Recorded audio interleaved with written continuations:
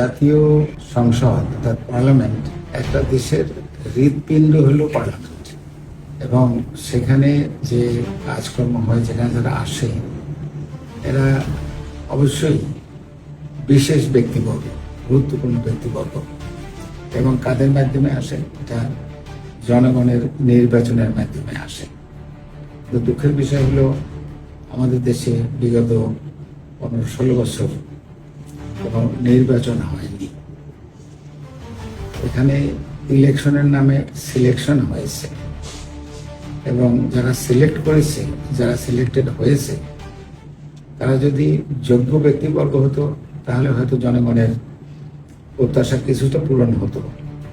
কিন্তু খুবই অর্ডিনারি এবং কোনো কোনো ক্ষেত্রে বলা যায় অযোগ্য ব্যক্তিবর্গকে সিলেক্ট করা হয়েছিল, এবং তারা কার্যত এই পবিত্র পার্লামেন্টকে অপবিত্র করেছিল।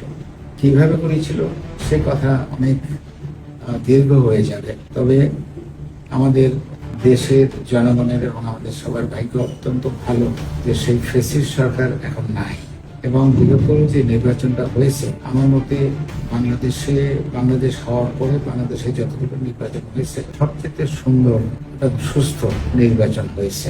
এবারই প্রথম দেখলাম যে নির্বাচনকালে কোথাও উত্তেজনা হয় নাই, কোথাও মারামারি হয় নাই, কোথাও রক্তপাত হয় নাই, বা কোনো প্রাণনাশ হয়নি।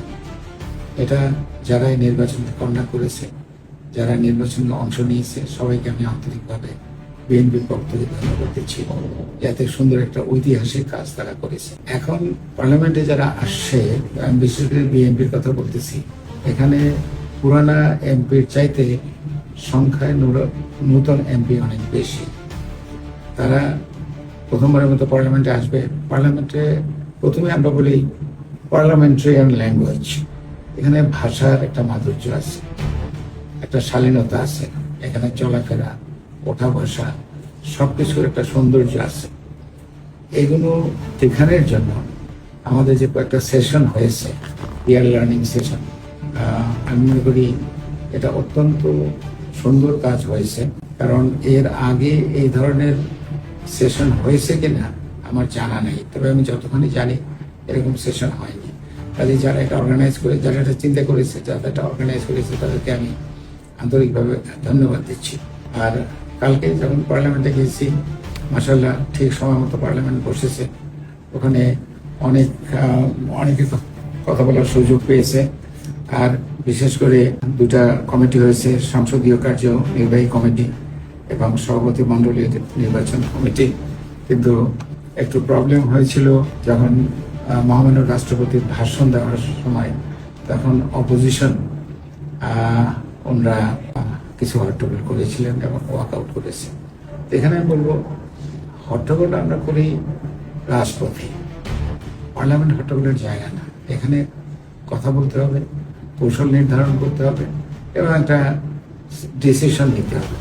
তো যাই হোক, ওয়াকআউট করা এটা is their parliamentary right and privilege, সেটাই আমরা করেছে। কিন্তু আমি মনে করি এই দেশের মঙ্গলের জন্য, এই পার্লামেন্টের কার্যকরী করার জন্য আমরা সবাই আন্তরিকভাবে সচেষ্ট থাকবো এবং সেইভাবেই কাজ করবো।